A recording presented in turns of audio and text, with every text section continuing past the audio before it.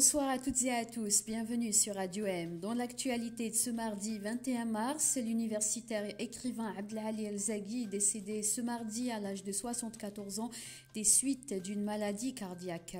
La Direction générale de la fonction publique a fixé les horaires de travail dans les institutions publiques pendant le mois de Ramadan. Les horaires sont fixés de 8h30 à 15h30 à l'exception des wilayas du sud et certaines wilayas de l'intérieur où les horaires sont fixés entre 7h et 14h.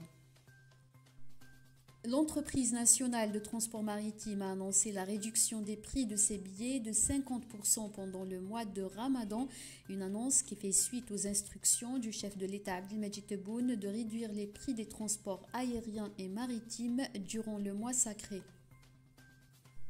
3 rapporteurs du Conseil des droits de l'homme de l'ONU ont saisi le gouvernement algérien sur le cas de l'incarcération du journaliste Ihsan El-Hadi ainsi que la perquisition des médias Radio M et Maghreb émergents qu'il dirige. Dans une correspondance publiée le 16 mars, les rapporteurs ont demandé les observations du gouvernement algérien concernant 6 points, parmi eux des informations sur les motifs juridiques et factuels de l'arrestation, de la détention et des charges retenues contre Ihsan El-Hadi et d'expliquer en quoi ces motifs sont conformes aux obligations de l'Algérie en vertu du droit international des droits de l'homme. Les rapporteurs du Conseil des droits de l'homme se disent également préoccupés quant à la sévérité des peines prévues par les articles 95 et 95 bis du Code pénal. Ils estiment que ces peines peuvent être utilisées de manière abusive pour réduire au silence les voix critiques, notamment les journalistes, les travailleurs des médias et les défenseurs des droits humains. Ils considèrent que le droit d'accès au financement est un élément essentiel de la liberté d'association et que sa limitation pourrait avoir un impact sur l'exercice des droits civils et politiques, y compris la liberté d'expression.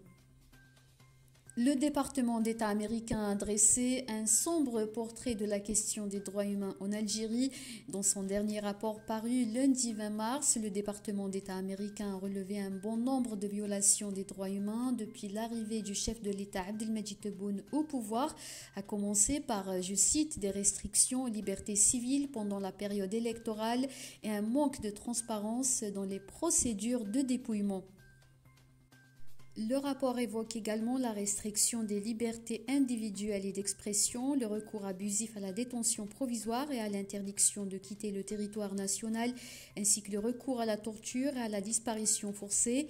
Le rapport cite plusieurs cas, tels celui des militants Mohamed Tajadid, Slimane Bouhafs, Abdelhamid Bouziza, Hakim Debazi et les journalistes Ihsan El-Hadi, Mohamed Mouloudj et Mustafa Benjama. Prévu ce mardi au pôle spécialisé du tribunal de Constantine, l'audition du journaliste en détention Mustafa Benjama a été reportée à la semaine prochaine. Placé en détention provisoire le 19 février dernier, dans l'affaire dite Amira Bouraoui, le journaliste devait être entendu sur le fond dans une deuxième affaire sur un présumé financement. Toujours à Constantine, le militant politique et ex-détenu d'opinion Abdelkarim Zerilesh est convoqué par le parquet du tribunal de Constantine pour ce mercredi 22 mars, a indiqué le militant sur sa page sur les réseaux sociaux. Abdelkarim Zerilesh dit ignorer le motif de cette convocation. L'activiste et enseignante Nabila Beza, connue sous le nom d'Amel Naili, a été placée en détention provisoire ce mardi après l'annulation par le juge d'instruction de son contrôle judiciaire. Amel Naili a été arrêtée dans la matinée de ce mardi chez elle à Boussaada avant d'être conduite à la prison de Msila selon plusieurs sources. Younes Bounadi, un détenu d'opinion atteint du trouble bipolaire de type 1, a été condamné à 15 ans de prison par le tribunal de première instance de Buira en détention préventive depuis juin 2021. Younes Bounadi, poursuivi pour terrorisme sur la base de l'article 87 bis du Code pénal. Selon l'un des avocats de la défense, sa maladie n'a pas été prise en compte par la juge du tribunal de Buira pendant son procès qui s'est déroulé hier. C'est la fin de ce flash. Merci de l'avoir suivi. L'information continue sur nos sites internet Radio M et Maghreb émergent.